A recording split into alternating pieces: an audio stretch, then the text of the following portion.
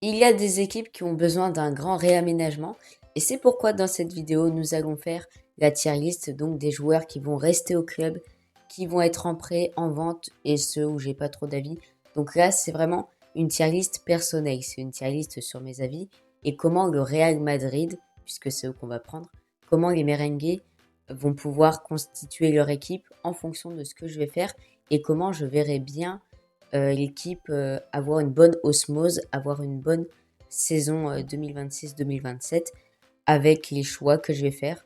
Donc là, je vous ai mis les joueurs qui vont être dans l'effectif de départ du Real Madrid pour la saison. À noter que les jeunes joueurs comme Thiago Pitarch ou Fortea, je les mets pas, tout simplement parce qu'en fait, ils font des allers-retours avec la Castilla. Donc, à savoir s'ils vont rester, c'est pas un grand indicateur. Donc, bref, c'est parti. On commence avec le poste de gardien du coup, et là, il n'y a pas grand-chose à faire. Courtois, il garde la maison. Voilà, il a prolongé en plus, donc il reste au club.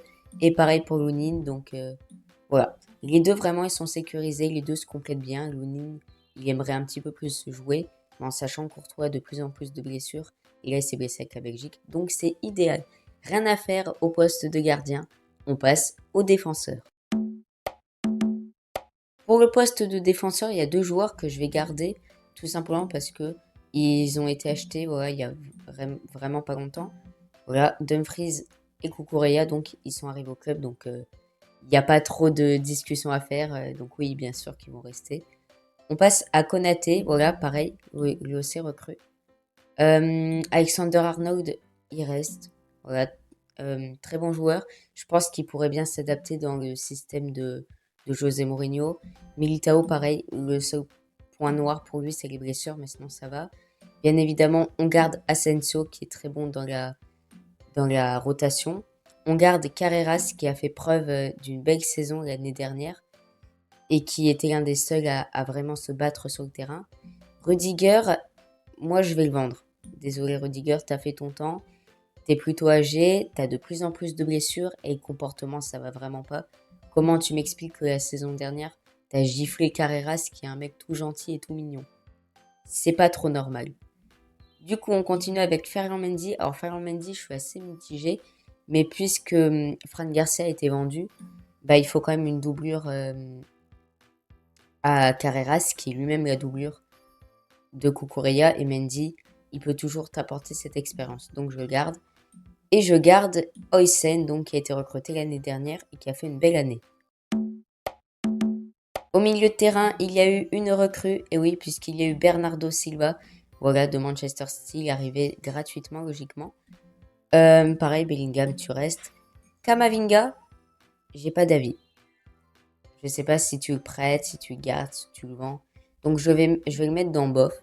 Voilà, Kamavinga, c'est un joueur, il a pas eu de chance la saison dernière. Vraiment, il a pas eu de bol. Federico Valverde, je garde bien sûr. Capitaine, exemplaire tout simplement Valverde. Chouameni, je le garde. Voilà, bon.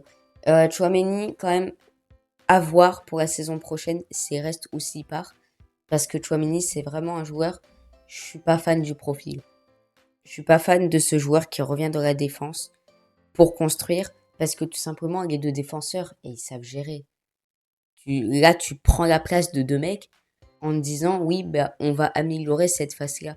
Alors que ta défense elle est très bonne, que ce soit Konaté, Oysen, Oysen, Militao, Militao, Konaté. Bref, peu importe ta charnière centrale, les joueurs sont bons, ils sont qualitatifs. Donc Chouameni, il n'a pas besoin de revenir défendre. Il n'a pas besoin de se mettre de la défense à la construction. Alors, en milieu de terrain, ils ont aussi mis Ardeguler. Bon, je le mettrai plus en attaquant. Mais bien sûr, je le garde. Meilleur passeur du Real Madrid de la saison dernière. Pareil pour Brahim Diaz, donc je le garde également. Voilà, bonne saison l'année dernière, malgré son penalty raté à la CAN contre le Sénégal. Faut passer à autre chose. Vinicius, il reste, bien évidemment, star intouchable de l'équipe. Mobutu, Kylian Mbappé reste. Rodrigo, je le vends. Voilà, deuxième joueur que je vais vendre dans cette vidéo. Tout simplement parce que Vinicius, il a monopolisé le couloir. Au cas où, si jamais Vinicius il est pas disponible, Brahim Diaz il est préféré.